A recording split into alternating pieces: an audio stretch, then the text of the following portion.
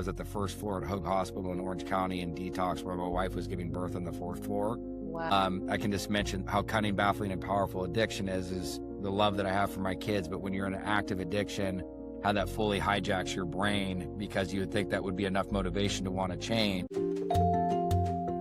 Welcome back to the Running Wine Mom podcast. I'm your host, Samantha Selinsky, aka the Running Wine Mom. Today's guest is someone many of you probably feel like you already know because you quite literally watched him grow up on television.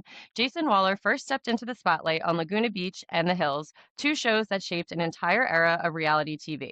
But behind the headlines, the story didn't end when the cameras stopped rolling.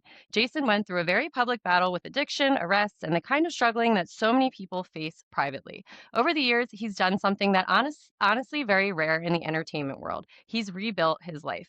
Today, he's a husband, a father, an advocate for recovery, and someone who spends his time helping others find their way out of addiction through his work with recovery organizations and community programs.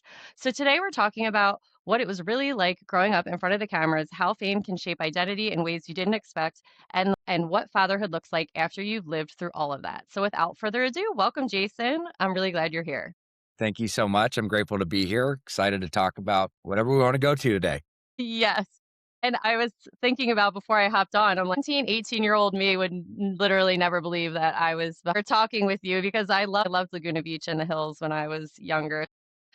This is a really cool moment to just talk about all of the things with that. No, looking forward to it. It's crazy. I mean, thinking about that too. I mean, just because we're right around the 20-year mark is crazy. I mean, it's definitely does not feel like 20 years ago, but looking back, it obviously is. Yeah. And so before we get into that, we start each episode normally with our wine, but we are going to do your drink, non-alcoholic drink, our wine complaint and win of the week segment. This is where we share our favorite drink, vent about something that's been bothering us, and celebrate our recent victory. So grab a glass, take a deep breath, and let's get started. So Jason, what's your non-alcoholic drink of the week? God, my non-alcoholic drink. I mean, I'm a big fan of water. That's something that Yeah.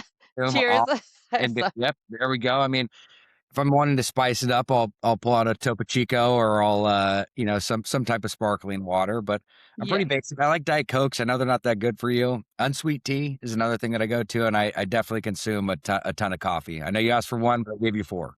That's okay. Yeah, I can't live without coffee and parenthood. So what's your complaint wine of the week? Oh my gosh. I'm in a pretty, like right now, I'm in a pretty good place. We just got back from spring break. We were down at the beach, so I was able to really kind of disconnect and be able to spend quality time with my kids and my wife. But if I would say it honestly probably be the lack of sleep last night. We had a tornado storm, or like a tornado warning here in Tennessee. So went to bed really early at like 9 o'clock. But that didn't last long. 10:30, the sirens started going off for a tornado. So we had to get the kids and go down to the basement. Kind of one of those Mm. things. It only lasted for about 30 minutes. Obviously, everything's okay. Trying to get back to bed. I didn't get back to sleep until like 1, which Oh, brutal. So today was probably not my good. biggest complaint and that's how it always is. It's usually lack of sleep. Yeah. I prioritize my sleep at a very high level. And I notice that when I don't get that, I just don't function the way that I want to, or that I know I can.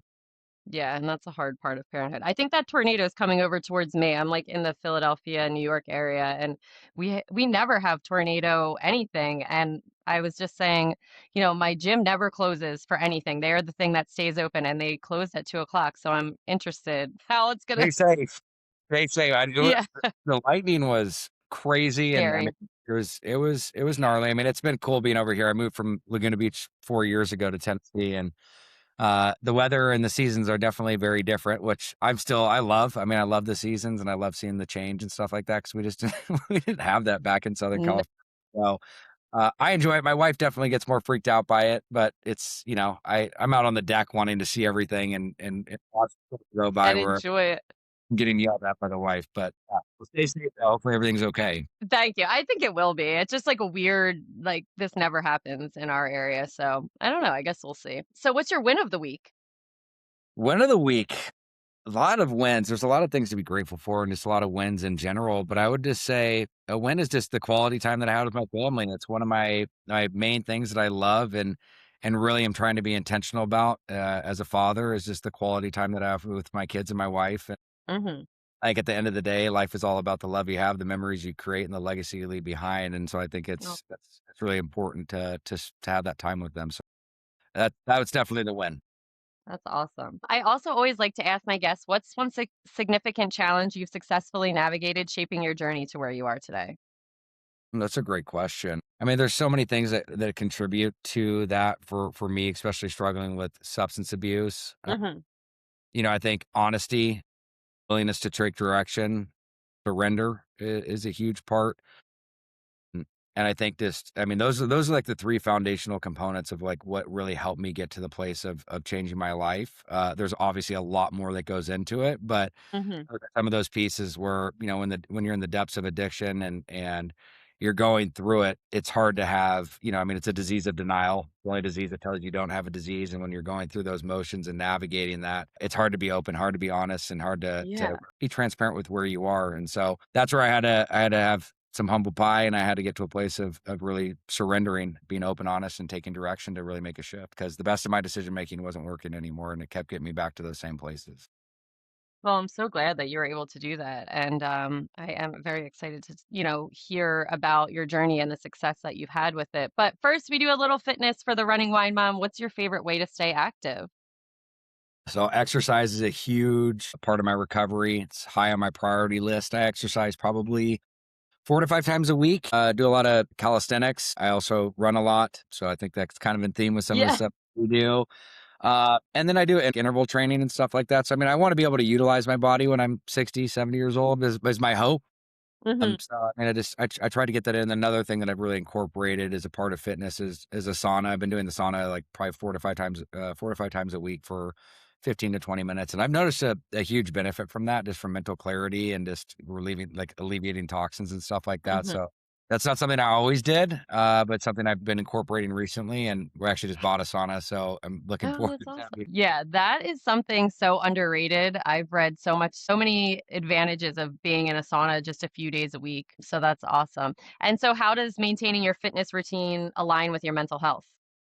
I mean, it's everything. I mean, for me, having children, for people out there that are listening that have kids, that consistency and structure creates a form of safety. I think that's very applicable as an adult. And so for me, I just have non negotiables that are a part of my life that I do. And that's part of my recovery program. And the gym is one of those. But I noticed, there's multiple things that I have a part of this routine that I do on a daily basis. And if I deviate away from some of those for a few days, I can start to really feel the impact. Even it's something I just talked about the other day when I was going on this trip. I really disconnected probably too much, and I could feel that I became irritable and I was restless and discontent. And again, amazing trip, not to be contradicting. Right. It was also like, I slacked on a lot of things. And in reality, trust me, I have the tools and the knowledge now to know, like, I immersed myself immediately right when I got back. And even while I was there towards the latter part, I started to get plugged in some of the things that I needed to do. And that's good though, because it shows that consistency is there. And when I'm away from it, that it has a direct impact on how I feel physically, mentally, emotionally, spiritually. Yeah, I when I'm away, I work out a lot and people are like, "Why are you working out? Just give yourself a break." I'm like, "It helps me actually have a break later in the day and enjoy myself more and be on task." So, I totally get when that doesn't happen, you're like, "Oh my gosh, I'm all over the place." Yeah. So, let's talk a little about parenthood. Can you tell us about your family? Hmm. So I am the father of three. I have a daughter, Delilah, who is 8, son Wyatt, who is 4, and August, who is 10 months. Fun fact is Delilah is the first girl in my family in 40 years. My sister was the last Whoa. girl. So I have no nieces. I had no cousins that were girls. And so you can imagine how spoiled she is, and just how Yeah. we love her to pieces. But fatherhood and just being a parent is been incredible. I mean, you could think that your life is going to change in all different ways when you have kids, but even just from the love perspective, like, I mean, the amount of love that you have for your children is like, it's nothing that you could fathom. I mean, No. it's just it changes even more than you can imagine, and it's really shaped and cultivated around where I'm in this season of life. And again, whether that's with the sports that we do, or whether it's the swimming, or just being outside in the activities, or just teachable moments, it's something that I really, really love, and it's something that I'm wanting more and more of. I'm actually cutting off, or I'm just creating boundaries in my life to have more time with them, and that's where I'm Mhm. wanting to, and especially since they're at the ages where they enjoy being with you. So I'm gonna take Yeah. take advantage of that. But I've gotten to the lengths of even at night. And so again, as if kids, like, if you look back at my history, like I had a very supportive family, parents who are amazing. I mean, they're still married today. It just took like 53 years of marriage. I mean, I just Wow. had a really good morals, good values, good upbringing. But the one area, and I think growing up in the 80s and the 90s is, I feel like my parents were approachable, but I also felt like if I went to my parents, there was definitely like maybe some punitive damages that would Mhm. come from that. Like, it kind of, there's definitely things I probably should have talked about more that they could have probably been supportive with, but I wasn't.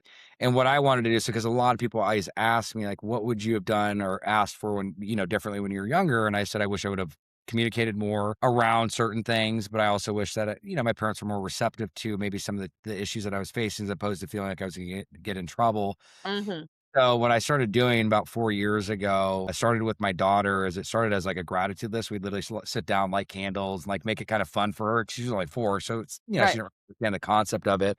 But over the course of time, by the time she was probably like 6, I ended up transitioning the questions to not just gratitude. It's not only what are you grateful for, but why. It ended Mhm. up being a piece of 4 questions. And it was what was good today? What could we improve upon? What are we grateful for? And what's our goal for tomorrow? And it's Wow, I love amazing that. what this has been able to do, even as it's crazy. Now my son does it with us. So he's 4 and he's starting to understand.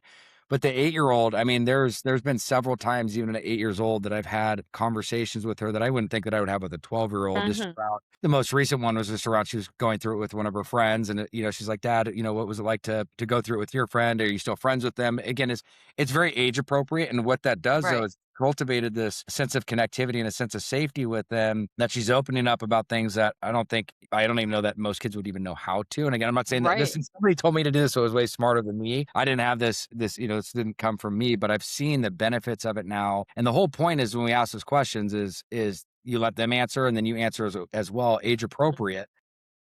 And so it's cultivated this amazing relationship that we have. And it's so Wow. funny and talk about habits and routine is that look, I'm not perfect with it. You know what I mean? I try, I'd say 90%. I'm pretty effective with it. But we've done it enough now and for so long that the kids will actually be like, oh, we didn't do our questions. And so that's just part of our routine, but it's also time to like disconnect at the end of the day, reflect. And that's part of what I did for my recovery, but I've incorporated it now with my kids. And so my wife participates a few times out of the week and the baby obviously is doing his own thing, but it's been really cool, like, those little, like, moments where you can see the growth, and, again, ultimately, though, the whole reason I wanted to do this was obviously, this time now is very special, but as they get older is when my daughter's 11, 12, 13, son's the same age, that they're gonna have this place that they can come to and communicate with me about Right. anything. And Yeah. a lot of that came from is because for parents out there that don't know this, a lot of my background is with an addiction. I mean, the average age of first time use in the United States is 11 and a half years old. And so Yeah. if that's the average age, I mean, kids are being exposed to this at 7, 8, 9. And so again, is I want to be able to have that community and that sense of safety with my kids that they can come to because those are just things that I wish I had when I was younger Yeah. that could be more important to them. So that's something that's love having a family. It's been Wow. incredible.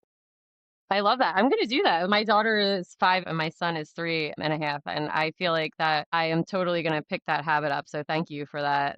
It's and even the, like, what could you do better or, what didn't go right is so important because I think, like, for me growing up, I thought failure was such a bad thing. And if, like, kind of similar to, like, if you messed up, there was bigger consequences as opposed to, like, failure is normal and it's a part of life. And it's important to talk about it. So your kids are definitely on the right track for that. What do you think you were least prepared for in parenthood?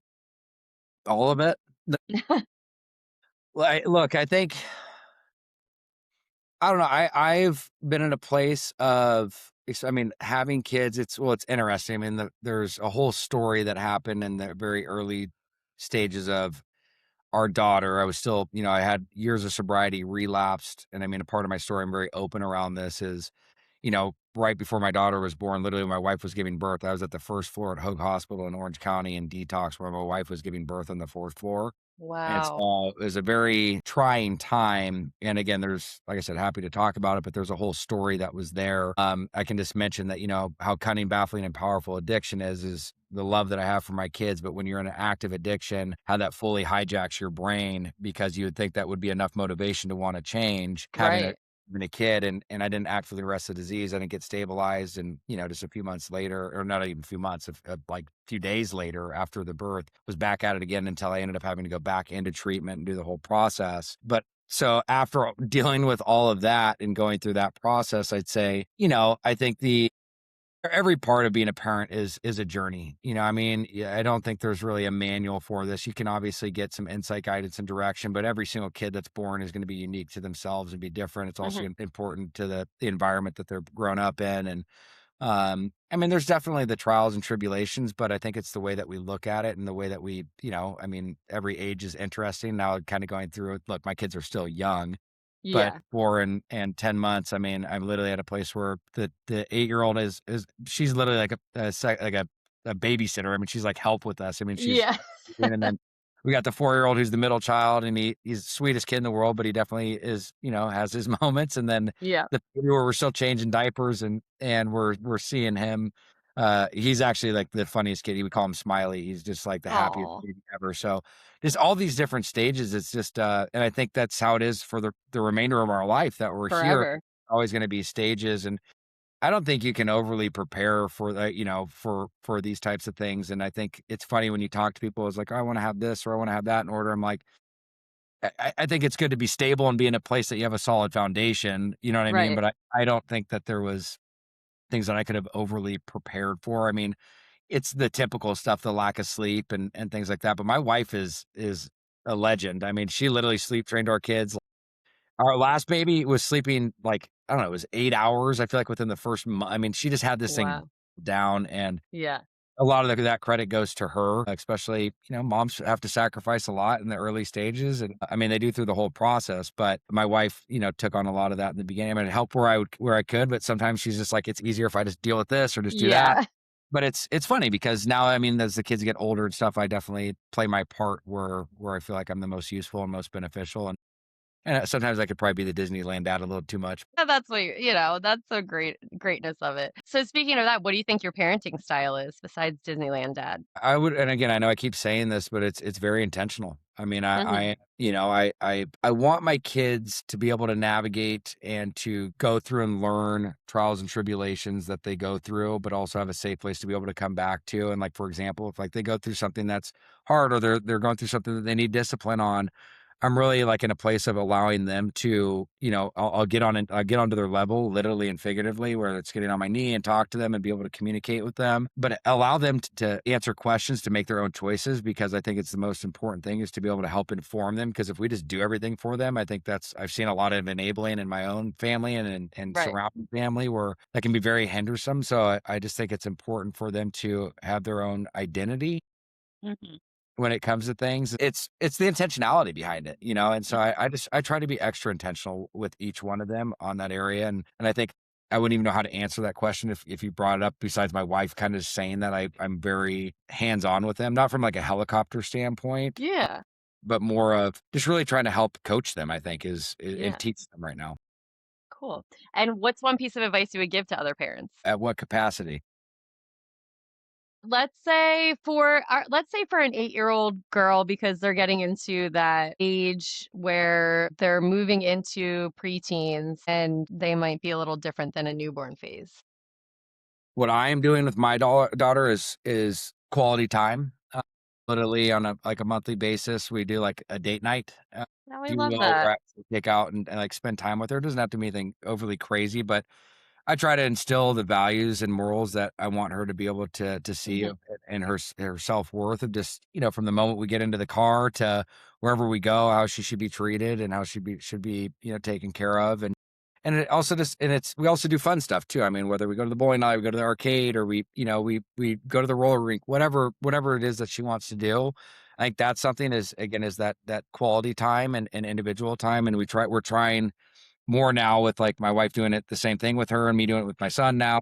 Again, it's a lot. Like, trust me, there's a lot that's there, but I noticed just for her, I want that extra support to set the stage of life of where she's at Mhm.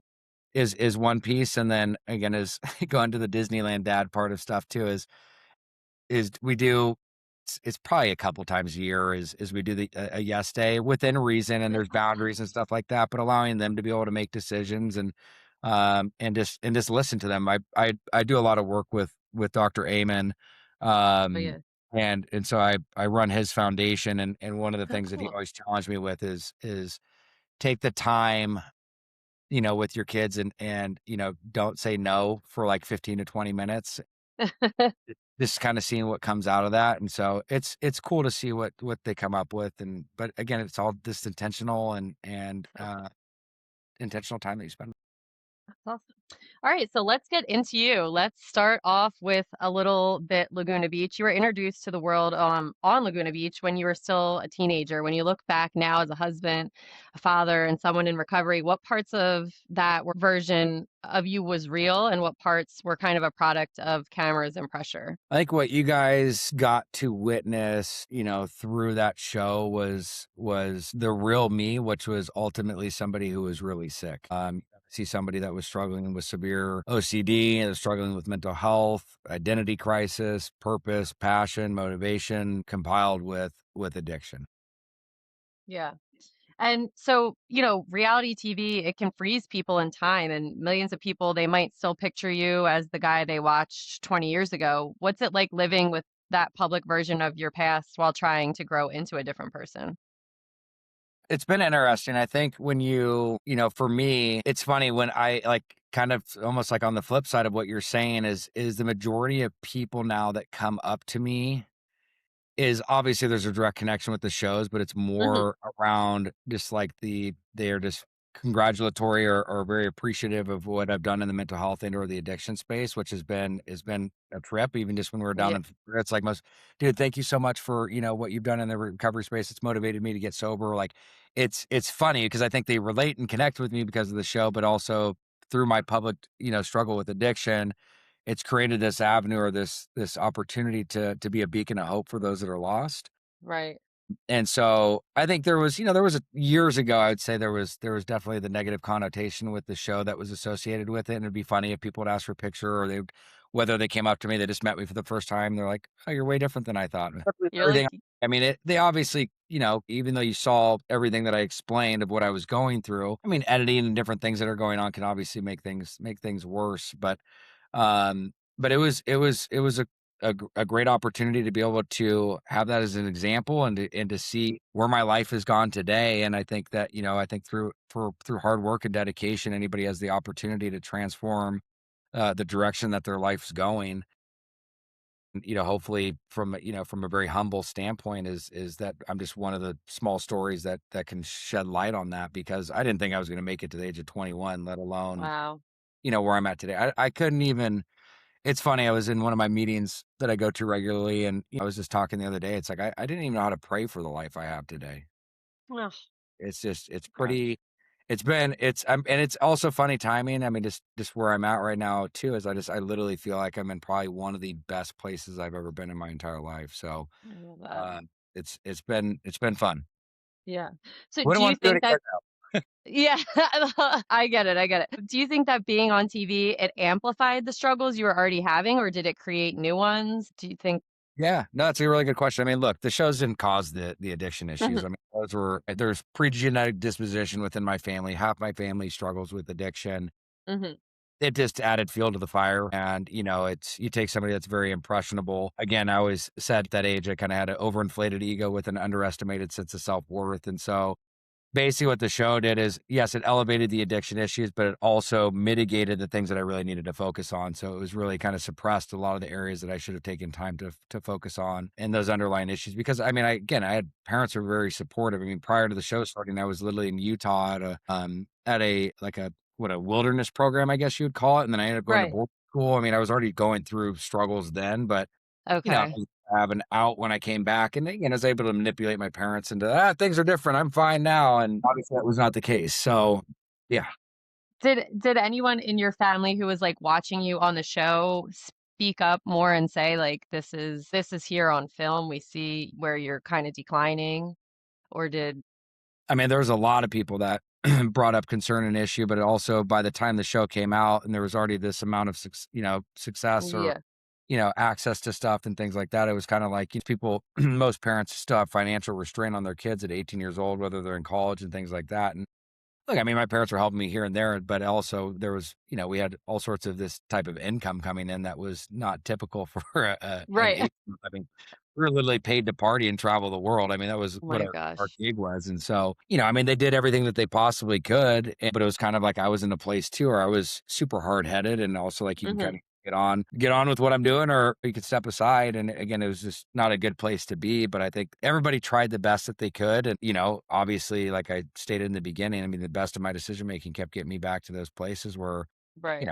I ended up in 12 or 13 different treatment centers. I mean, I was arrested multiple times. And I always like to say, I like to learn the hard way because I mean, look at like, even for myself, there was a point in I think it was like late teens, early 20s, where I was literally, I mean, I was arrested 4 times in 6 months in 4 different states. And Wow. you think like, hey, look, like, obviously, like, you probably have a problem. It's like, no, Yeah. everybody in their early 20s. It was a really tough time. And also times were, even though it wasn't like a super long time ago, it was long enough where times were different. I mean, because It I was. therapist, I saw psychiatrists, I saw even prior to going to treatment and stuff like that. I mean, I saw that like I didn't even know how to, and that's like what I was saying about communicating with my kids about the questions. Is like back then it was like you saw, I dealt with severe OCD and washed my hands till they bleed. And I'd have to put neoprene gloves with Neosporin on at night. Wow. So it's like obviously you could see something neurologically was going on with me just by looking at my hands, and there was something that was not there. Saw every doctor, psychiatrist, they put me on medication. It helped mitigate the symptoms, but I never dealt with the underlying issues. And so it's like even if they had the right ways to communicate with me, I wasn't even being honest. But like I think the other piece was like in the 90s, it was in early like 90s for sure. It was just the way that things were communicated were so different. There was definitely Right. not nearly the knowledge or the understanding that we No. have today. So yeah, I mean, it was hard.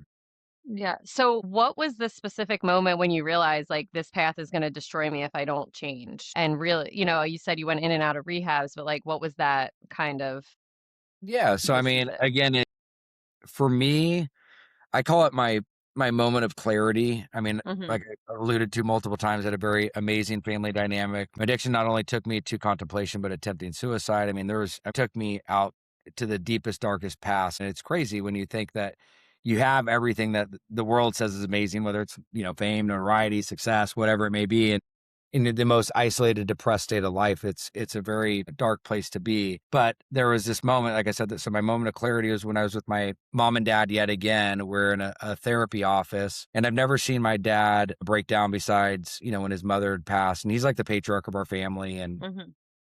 I just looked across from him, and he basically just, as he had a tear coming down his face, he's just like, Mom and I don't know what to do anymore. Obviously our marriage is struggling. The family's at a complete loss. And, ultimately we're lying here like two planks of wood, just waiting for the phone call that you're dead. Like they're Ugh. waiting for that phone call. And for whatever reason, there was like a light that came on, you know what I mean? I was like, wow, it hit me really, really hard. And I didn't have enough motivation to do it for myself, but I had enough motivation to do it for them, which is very different. When most people's recovery stories, you have to hear like, oh, that person, they have to want to do it for themselves. Right. Wasn't the case for me because I had nothing left to give. And thanks to the dynamic that I had with my family, specifically my parents, I had motivation to go back to treatment yet again and really kind of look at this a different perspective. And that was July 23rd, 2010. Okay. That is when things really, really made that shift. But that was the moment of clarity. I mean, I'll never forget that moment. And then you talked about a little earlier how when your wife was giving birth, you were in a detox a couple floors away. How can you talk about that and when you're looking back on that moment, what do you feel? So after again got sober for 4 or 5 years, Mhm. again, I ended up relapsing because going back to routine and different things like that, I always say what's predictable is preventable. Because I look back at what I did, I could see where I fell off, and I could see Mhm. everything that I had done to get to that 4.5, 5 years of sobriety, I'd stopped doing. Right. And so I ended up relapsing and going down that path. And again, was out for on and off for 3 years, which was brutal, absolutely Mhm. brutal. And I think it's important for people to understand too, like to summarize my addiction, drinking and use was fun at first. It became a lifestyle and then it became a way of survival. So when I went back out and was relapsing and stuff, it was all the fun was gone. It was just, Right.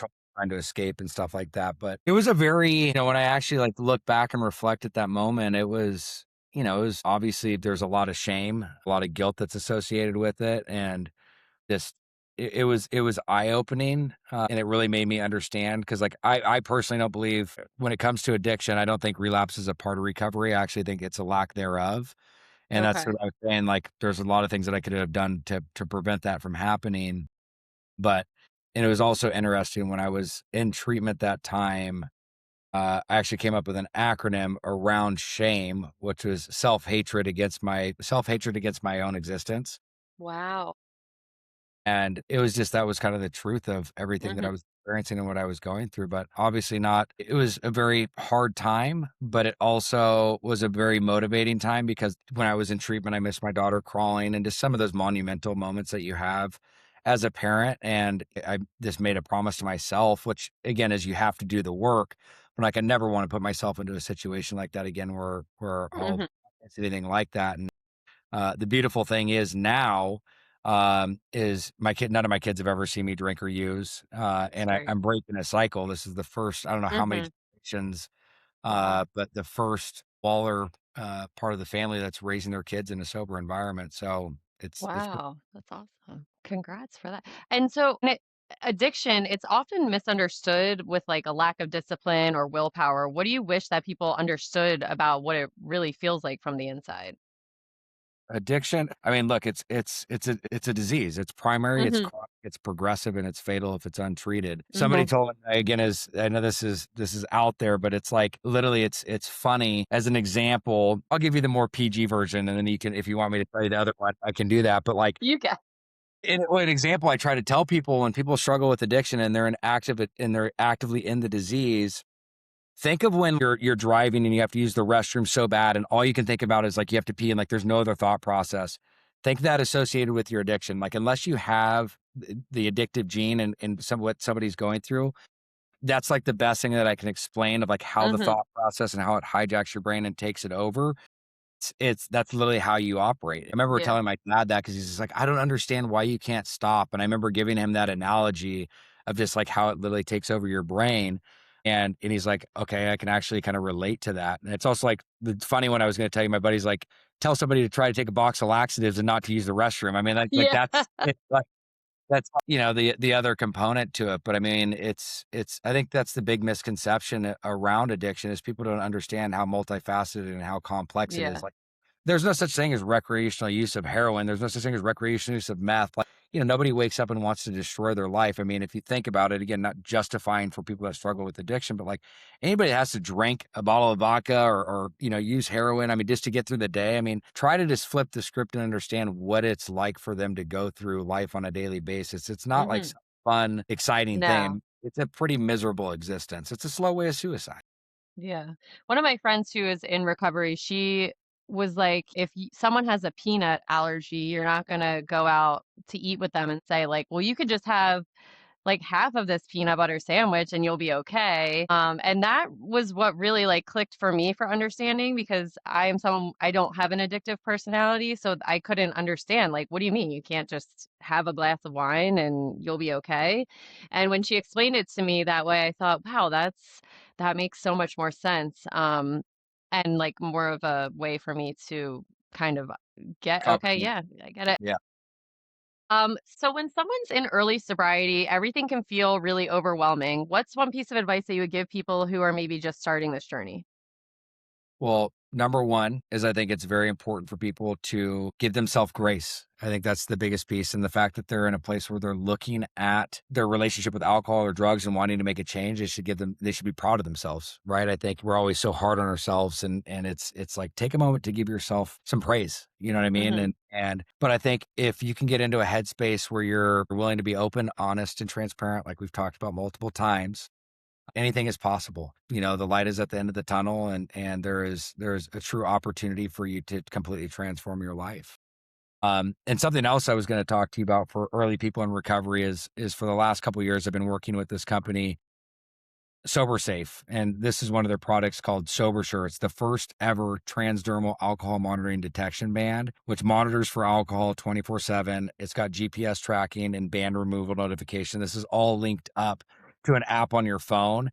So basically, the person that wears it obviously is, and then you have somebody that sets it up. So, for example, if I gave you the band and I was your administrator, I would be able to basically have access to everything that you'd have into play. And so, the beautiful thing about this, though, and what I've seen, especially being around just addiction and recovery as long as I have, is the two different places this is applicable. And it's not only one is from actually a prevention standpoint, and number two is for those that are newly in sobriety. And so I'll just tell you from the preventative standpoint is like a couple of statistics that apply to this is number one is the average age of first time use in the United States is 11 and a half years old, which is very young.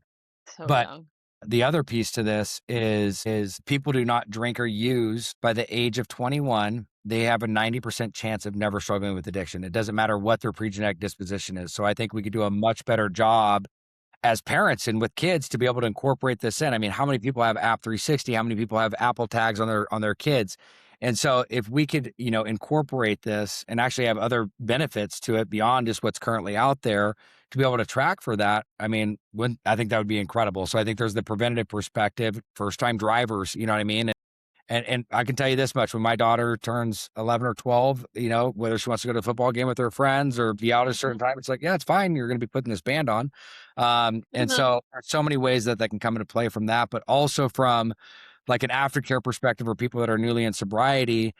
If you're wanting to reestablish trust, have a higher level of accountability and incorporate a sense of safety that's going on within your life, I think that could be something that's very applicable. And so couple just examples from that is if people are coming out of treatment or their first 30, 60, 90 days of sobriety or even sooner or even before that. And I'll give you an example that I have with like parents that utilize this for their kids is parents obviously want to be there and they're advised to support their kids as long as they're doing what is asked them and what's best for their health and their sobriety. This could be a part of tool of that, especially if they're paying for their rent, they're paying for their sober living, they're paying for their car, they're paying for their phone bill. It's like, hey, look, we love you, we care about you. And, but part of us to continue to support you, you're gonna need to incorporate this band in your life. So Mhm. we hold you accountable as well because we want to know that you're doing well.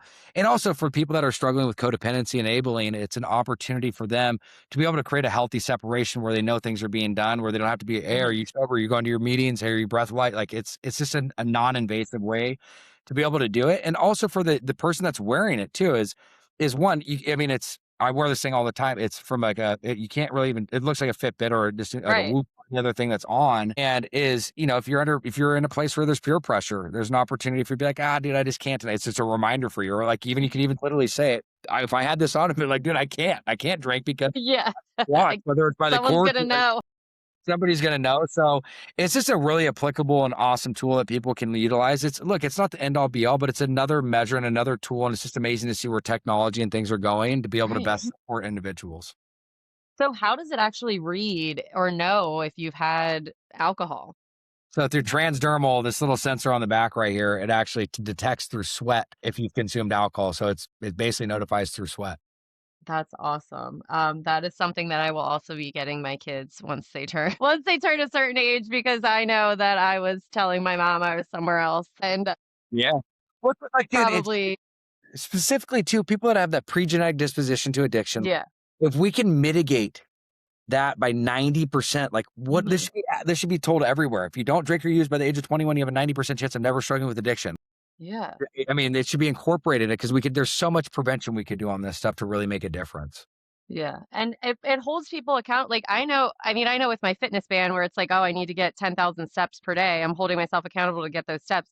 You're going to think about it every time it's on your wrist. Oh my God, someone's going to know that I either took this off or I had a drink. And I also love the boundary part of it that I don't have to be calling that person saying, "Where are you? Why didn't you go to your meeting?" Well, no, I see you went to the meeting. I can see that you haven't drank. I don't have to have this accusatory tone. So that is an amazing piece of technology. And I will link that for everyone listening too. I love that. Yeah, it allows because addiction doesn't. It's not just the person that's struggling with addiction; it affects the whole family, right? And Hmm. so everybody needs to heal together, and this is an opportunity to kind of create some of that separation for things that allow mom and dad to be mom and dad. Allow brother and sister to be brother and sister. They don't need to be the therapist, the case manager, the mentor. Like it's create that separation. Allow them to do let the addict or the alcoholic do the work that they need to do. Let the family do the work that they need to do, but also ensure that there's security that's being implemented through the band. So. So how do you plan to talk to your children one day about maybe what their future could look like with a relationship of alcohol, and about your past with alcohol relationship. Yeah, so I mean, it's funny that you asked that because I just took 6 years of sobriety in December, Mhm. and my daughter, being as intuitive as she is, she goes, "Daddy, why do you have 2 birthdays?" No. And so, actually, I just put it up on social media, I don't know, maybe it was a couple weeks ago. My wife actually caught the conversation of that, and so basically I took that as an opportunity to be able to explain to her at a very age appropriate level of why I have 2 birthdays, and basically talk about the allergy that I have from alcohol, and what it does to our family, and just kind of the Mhm. history that's around it. And I mean, she went to the point of making me a card, and just telling me how proud she is of me. And she notices it though. I mean, because I think it's important. I mean, you technically are introducing your relationship with alcohol, whether you talk to them or not, when they physically see that. And my daughter's just Yeah.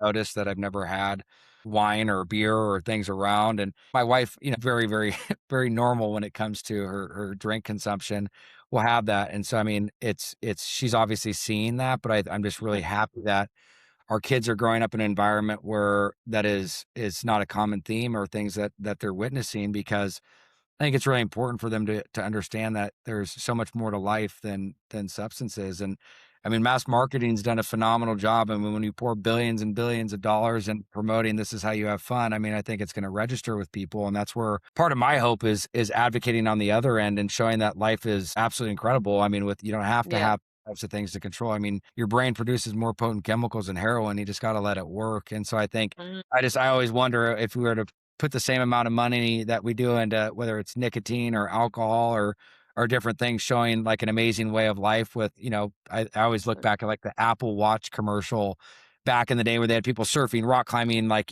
and doing all these outdoor activities, or whatever it may be. But if you were to promote and have that as kind of like the way of life, like what life would look like, because obviously we have such a disconnected society. I mean, and addiction alone, it's the leading cause of death in America for 50-year-old individuals Right. younger. And so it's alarming when you look at it. And it's like this last weekend was the St. Patrick's Day celebration. And I was even like the majority of people are celebrating St. Patrick's Day at a venue that has alcohol as like the main seller. And I was just thinking, like, what if they had parties that there was no alcohol there? Like, that would be really fun. I would go to those, even though I do like to, drink a beer. And I had green beer this weekend. But like, if I was at a place that had green something else, I would have that too. But it just, there's the options aren't really out there.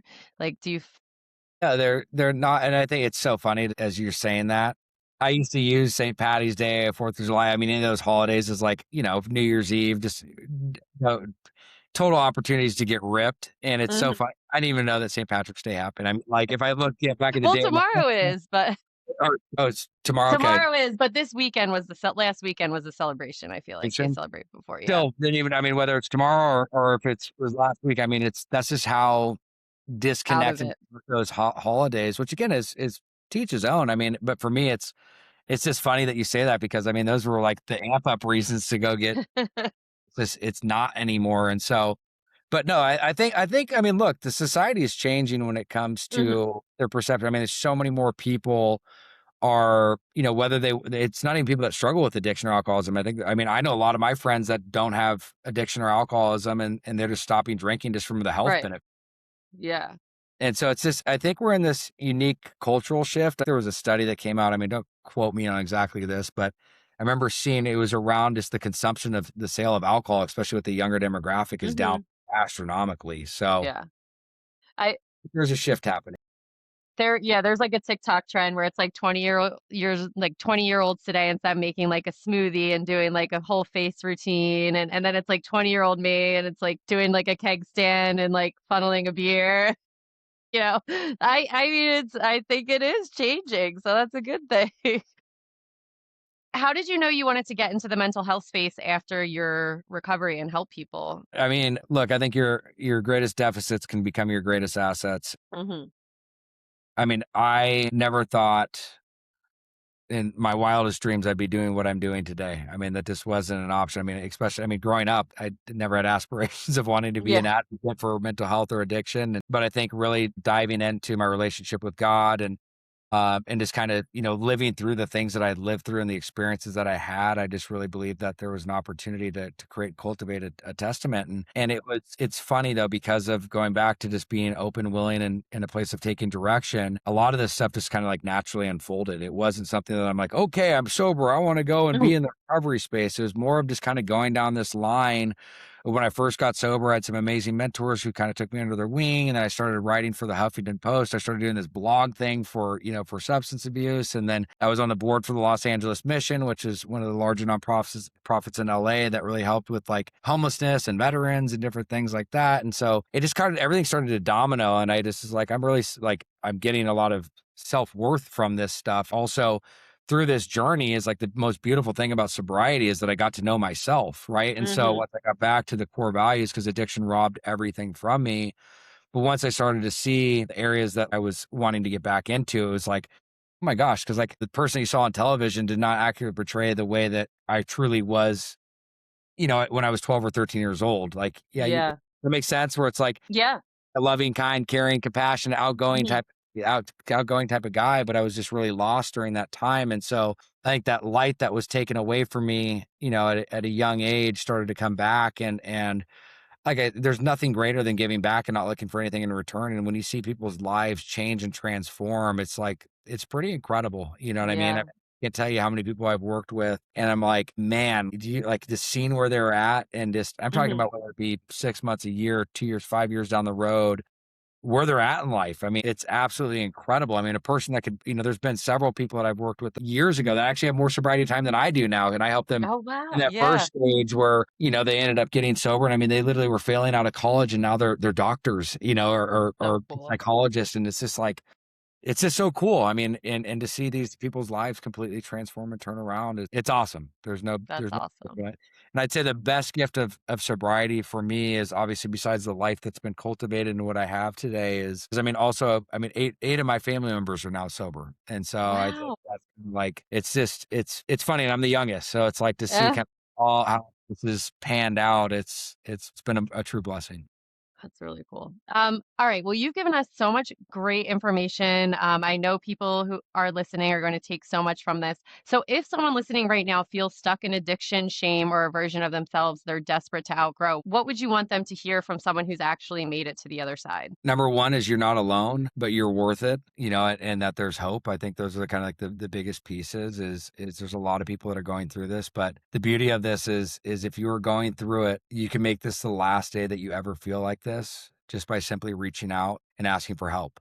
I think that's the biggest piece of hope it can ever provide is especially when people are in these key pivotal decision making moments in their life. It's like how awesome would it be to have this be the last day that I ever feel like this? And it can be, you know what I mean? And so I would say hold on to that and just be open, be vulnerable and ask for help. Awesome. Well, I think that's a great place to end it. So that's going to bring us to the end of another episode of The Running Wine Mom. I think one of the powerful things about your story is that a lot of people watch the messy chapters play out in real time, but they don't always see what comes after that. The rebuilding, the growth, the family, the work you're doing to help others get sober, which is amazing. And I think that's an important reminder that people are not defined by their worst season. So thank you for being so open and honest about that. I know people really appreciate it. Thank you so much for having me, Samantha. I appreciate it. As always, thank you so much for spending time with us on The Running Wine Mom. Don't forget to subscribe, leave a review, and share this episode with someone who needs to hear it. You can follow me on Instagram at the Running Wine Mom _. And Jason, where can the listeners find you? At Jason Wahler. Perfect. And I will link all of that. So thank you so much for joining us today. Remember, you are strong, you are capable, and you are all amazing. Until next time, keep running, keep sipping, and keep embracing the joy of parenthood. Cheers, and I will be back next Tuesday.